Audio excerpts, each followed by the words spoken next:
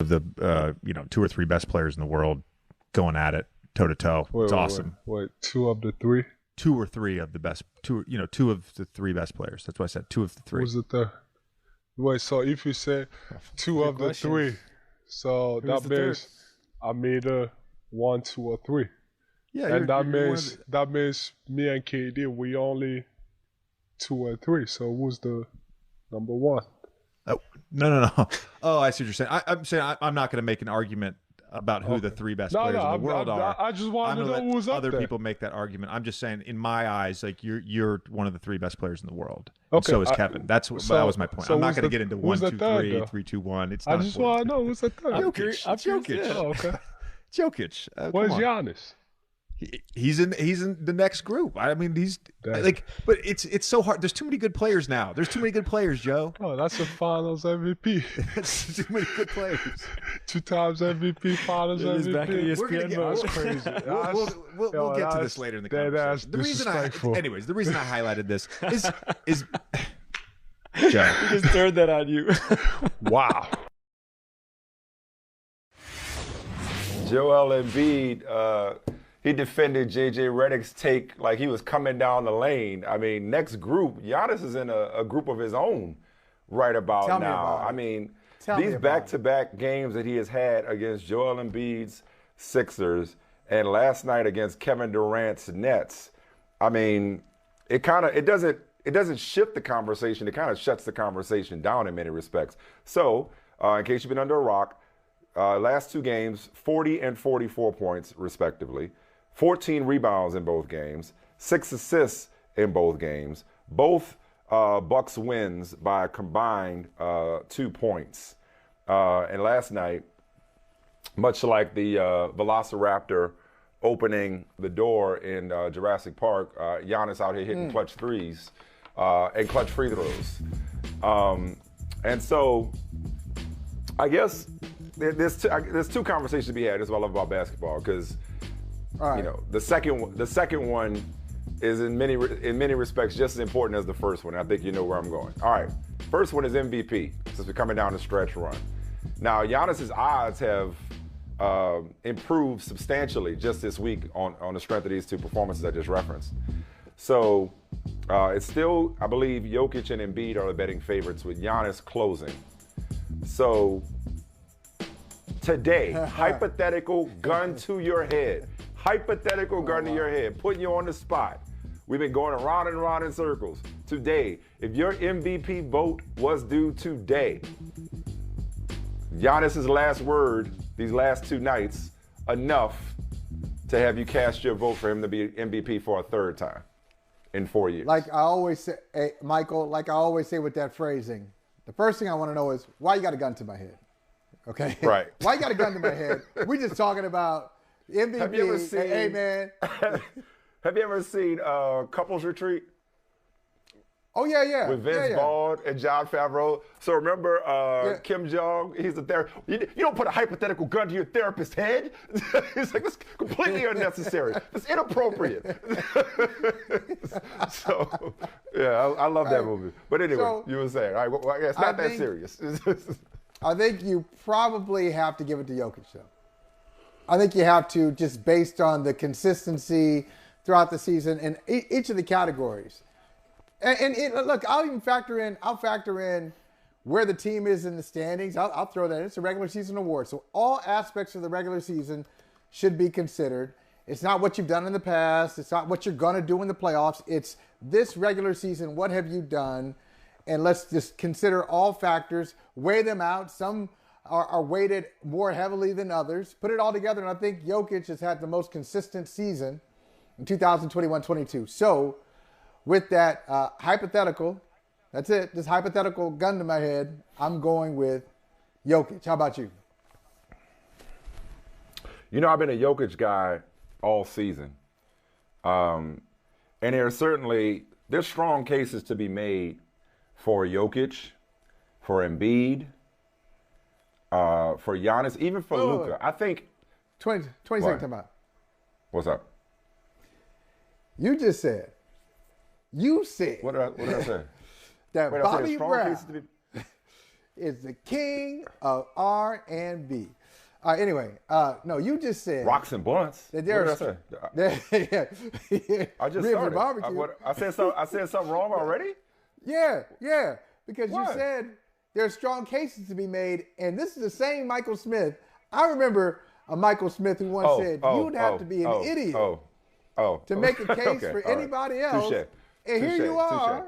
Touche. No, to vote for Saying anybody there else. are I said strong make a cases for case. others. Wait. I said to vote for anybody else. Wait, whoa. To vote for anybody else. I said vote for anybody else. To I vote. didn't say you couldn't make a strong case. I never All right. dismissed or minimized or marginalized or not. I never said that there wasn't You a have strong painted case for yourself Joel into a Embiid. corner. Yeah, okay, No, then you got to vote for Jokic. I never said. You got to vote. I never said there was You gotta a vote for strong him. case for Joel Embiid, and I certainly never dismissed Giannis Antetokounmpo. I think, but my point is, I think, and this race has been fascinating. It feels like every day there's something new to talk about, even though it's the same conversation. I think I'm comfortable, just process elimination, right? I'm comfortable eliminating Jason Tatum, with all due respect to what the Celtics have done, especially this calendar year. Not consistent. Not consistent all year. Yep, gone. And okay.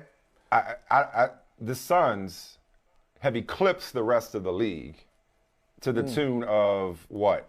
8 games better than the next best record in Memphis, 8.5 games, something ridiculous. Great year. So, Great season. You know, the idea of giving to the best player on the best team in Devin Booker is like, it's enticing, but I'm going to go ahead and, you know, everybody can't get it, you know. So, Okay, so I'm going to go ahead and eliminate no Devin Sun. Booker with all due Best respect. available Sun. Okay. All right. He's got it. And the only other person I want to show love to is Luka Doncic. Dude is like right on the cusp of averaging a triple-double. You know, he's at 28, 9, and 9. Only player averaging 28, 8, and 8. That was a couple of days ago. I want to get my facts straight. It might be 28, right. 27, 7, and 7 now. But point being, he's the only person at those thresholds when it comes to scoring, assists, and rebounding. Top 6 in points per game and assists per game. He has the best head-to-head record, his team, among all the candidates. And he doesn't have any all-star teammates. I'm reading from my friends at StatMuse. I absolutely love that Twitter account. No all-star teammates. Spencer Dinwiddie has been a revelation since he's gotten to Dallas. But if you want to talk, if you want to use the whole cast or supporting cast or lack thereof, I mean, Luka's got a strong case. I'm getting there, That can but go both ways, too. No, so that can go both ways. If I'm hating, I'm like, well, what kind of MVP are you? You ain't got no all-star teammates? You should be making your teammates better. Hey, somebody should be artificially inflated. For my hockey fans out there and my hockey folks, think about Mario Lemieux in his prime. You on Mario's line?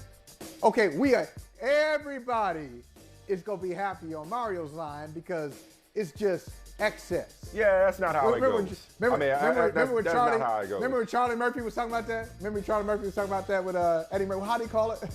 How do you describe it? If you were hanging around with Eddie, it wasn't carryover. Oh. Anyway. I remember, yeah. Well, but I mean, not every MVP is going to have all-star teammates, but they're third in the West. If you hate, you can turn that. If you want to hate, if you could, but I don't even believe that that's fair, given that there's precedent for MVP not having all-star teammates. I'm pretty sure. Yes, absolutely. I don't have it in front of me. Okay, great. So I just want to kind of show love. I want to show love. I didn't want to leave anybody out. I want to spread the love. So enough delay. Just get to it, Michael. Just get to it. Get to it. Yeah. Answer your own question. Who are you voting for today? You can't. Who are you voting for today? It's harder and harder, but I'm still going with Jokic. Jokic has given me no reason to change my take. He's given me no reason to change my take when it comes to you'd be crazy. Just given the numbers. Like I don't have to reach for tiebreakers. I just look at the advanced statistics, at the analytics, and the good old-fashioned eye test. And like if you were doing it today and it's about recency bias, yeah, based off the last 2 games and really off this season. But yeah, you say, oh man, I got to rethink it because of what Giannis has done the last 2 games. But that does not negate what Jokic has done all season. So I would still go with Nikola Jokic. But it gets harder and harder. If anything that I've changed, I may be inclined, and this is where I'm about to piss people off right now. I'm about to piss some people off. Come on, no, come on. I probably put Giannis second now. Like that's who I probably just I thought you were. What you thought about to say? I thought you were pivoting. I thought you were going to pivot To where? From your fourth gear to your fifth gear, and I thought you were going to say Yeah. We're going to have that one next. I just want to finish the MVP first. We're going to do that one next. Okay. No, we're going to do that one next.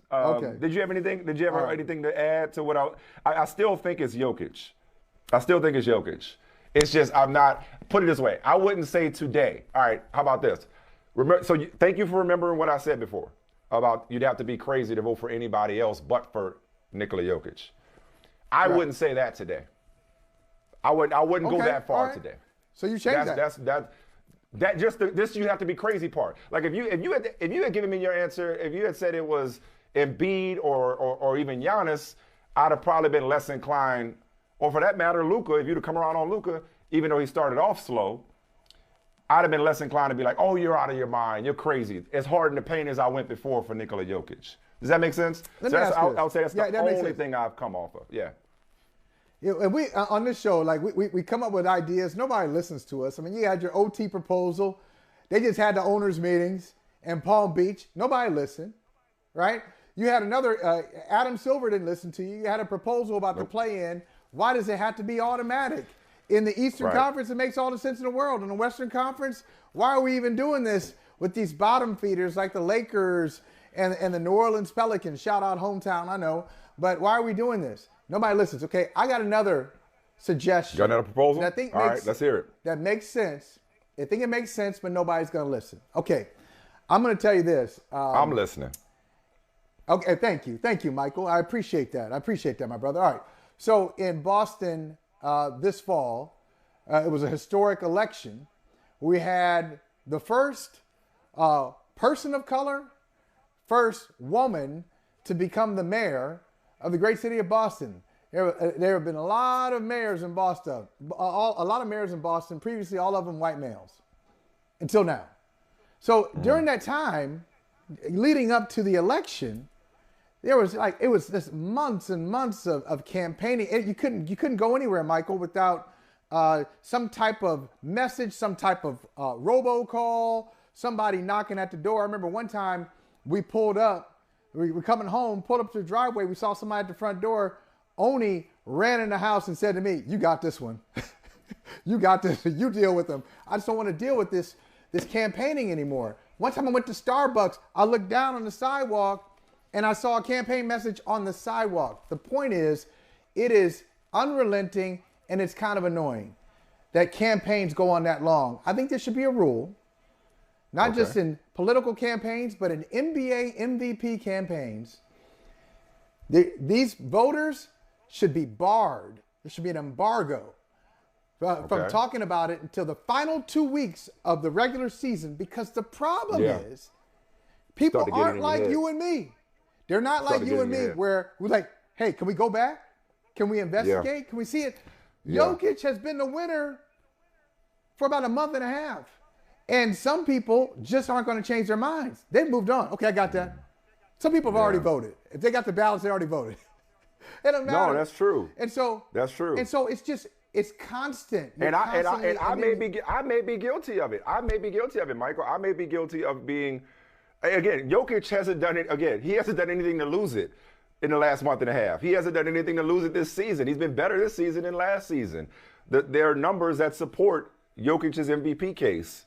But I think you might be right. I mean, it's much easier for me to say. It's an easier take for me to say, well, Jokic is, the numbers still support Nikola Jokic. Why change my take from whenever I had it before? Because he's still playing just as brilliantly. It's easier to say that than to come around and say, well, when I look at the totality and the body of work and blah, blah, blah, maybe it's Giannis, And the players get involved too. You notice this? Players start getting involved. They start campaigning. I've heard campaigns for Defensive Player of the Year. Ja Morant started early. Defensive Player. Hey, look at my guys, Defensive Player of the Year. Jason Tatum, a couple weeks ago or a week ago. Marcus Smart, here's the Defensive Player of the Year right here. Last year, Philly was doing it with Ben Simmons. They're doing it this year with Tybalt. I mean, stop. No, I think that's a good idea. Like you cannot publicly write about, or discuss MVP until the last 2 weeks of the season. I'm with you on that. Because I mean, go back to the beginning of the year. How many MVPs have there been this year? Let the media tell it. The media, okay? Right. The media. Steph Curry was the MVP at the beginning of the year. Early. Yeah. Embiid was MVP at one point. Kevin Durant was MVP at this MVP conversation. There's a lot of participants. Embiid, of course, was the front runner. Jokic kind of came back and got the respect, almost the residual respect from last year. There's been love for the Suns, and rightfully so. I think Ja Morant might have snuck in there for a second, then he got hurt. But Ja Morant was in there. So DeMar DeRozan was on the ballot. I mean, you know, everybody and their mama, you know, or as what was Chris Tucker's character's name in Dead Presidents? Skippy. Might as well put an ad in the paper. You're going to invite everybody. You know what I'm saying? It's like everybody been invited to the MVP party. You know what I mean? So, yeah, I think, honestly, of all our ideas, my harebrained overtime NFL idea, my tweak to the play-in tournament, honestly, I think that one is the most reasonable. And I think we should set an example. God willing, if we're here a year from now, we will not have talked about the 2022-2023